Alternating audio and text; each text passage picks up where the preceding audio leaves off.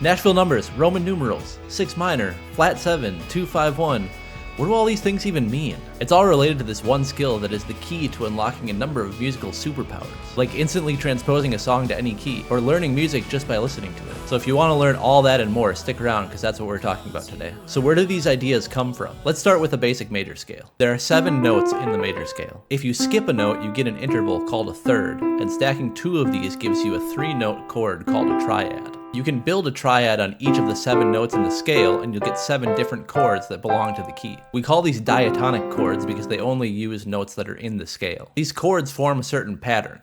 The first one is major, the second is minor, the third is minor, the fourth is major, the fifth is major, sixth is minor, and the 7th is diminished. What's more, this pattern holds even if you change to a completely different key. So instead of saying C major, if we're in that key, why don't we just say it's the 1 chord, and D minor is the 2 chord, and so on up the scale. Well, that's exactly what Nashville numbers do. It's a system designed to allow you to call out chords that don't really care about what key you're in. And that has a lot of advantages, including making it super easy to transpose. If you know a song and the chord progression goes 1, 5, 6, 4, as so many songs do, you can change it to a completely different key and it'll still go 1, 5, 6, 4, but those will just be different chords.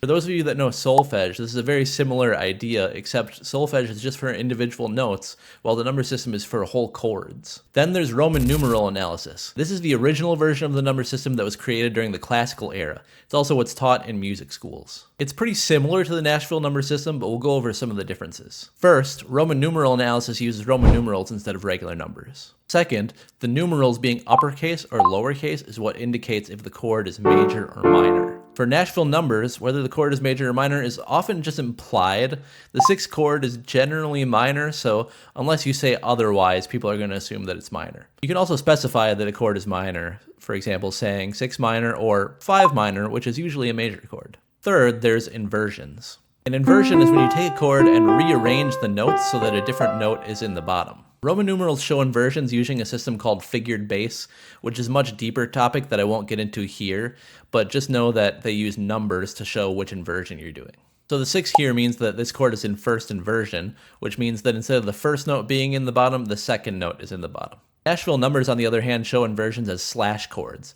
A slash chord just has the chord on the left and then the bass note on the right. So in Nashville numbers, if you said a 1/3, that would be the 1 chord with the 3rd note of the scale in the bass. This infographic from Pianote does a good job of explaining. I'll link their article in the description. So as you can see in the examples here, a 1 chord using either the number 1 or the Roman numeral is just said the same way. Below that you see the 5/7 chord, and then the last one is an inverted chord, which you might say 4/6, or in Roman numerals you'd say that's 4 in first inversion.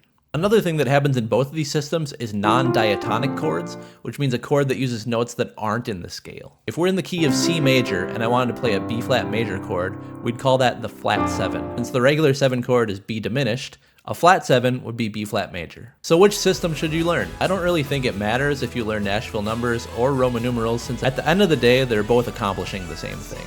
But I do think every musician should learn one of these because it really opens up a whole new world of being able to learn music in any key. And if you train your ear to hear music in numbers, you'll be able to learn songs just by listening to them without even needing to know what key it's in. So, do you use the number system? If so, let me know in the comments whether you use Nashville numbers or Roman numerals or something else. And if you have any questions, leave them there too. Make sure to like and subscribe for more, and I'll see you next time.